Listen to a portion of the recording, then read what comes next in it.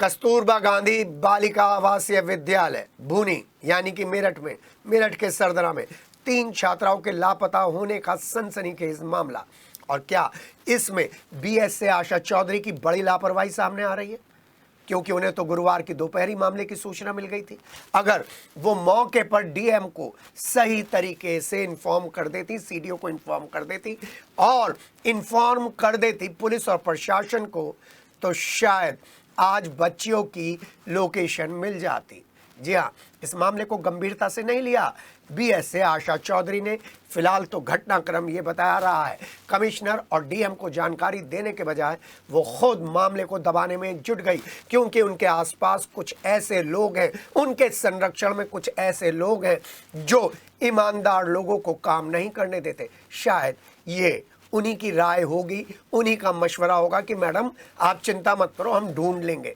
लेकिन मैडम ढूंढने के चक्कर में 3 बच्चियों की जिंदगी को दांव पर लगा चुकी है।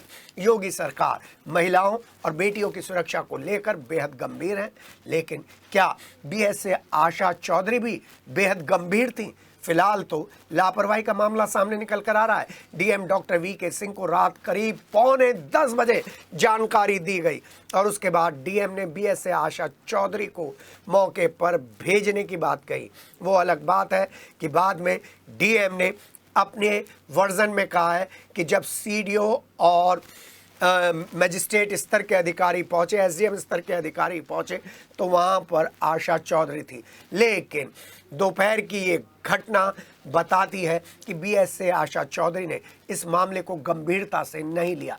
गंभीरता से लिया होता तो आज छात्राएं की लोकेशन सबको मालूम होती। पुलिस की तो टीम फिलहाल अलर्ट है।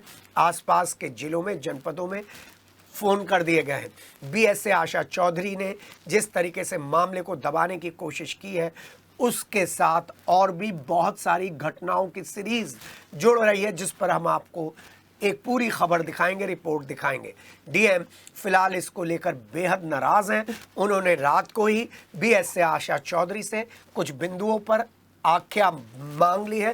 रात के 2 बजे तक बीएसए आशा चौधरी ने अपनी टीम के साथ मिलकर इस आख्या को तैयार करने के बाद क्या डीएम को सौंप दिया है। देखना यह है, क्योंकि अगर इस तरीके की लापरवाही होती है तो उस पर 3 स्तर बड़े महत्वपूर्ण हैं।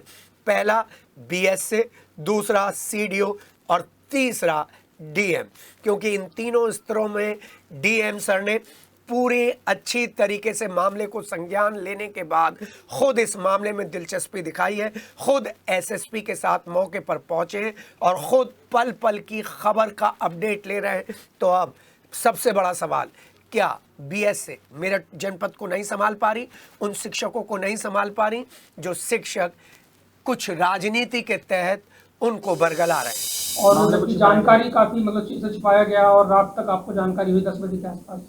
हाँ, ये बिल्कुल आपकी बात सही है कि स्कूल के वार्डन के द्वारा जो है ससमय सूचना ना तो बीएसओ को दी गई और बीएसए के द्वारा भी हम लोग को सूचना समय पे नहीं दी गई, जिसके कारण ये विलम्ब हुआ। इस बिंदु पे भी हम लोग जांच कर रहे हैं कि आखिर लापरवाही क्यों बरती गई।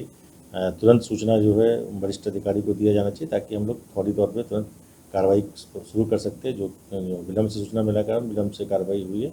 फिर भी उम्मीद है कि बच्चियाँ जो है सकुशल बरामद हो जाएंगी।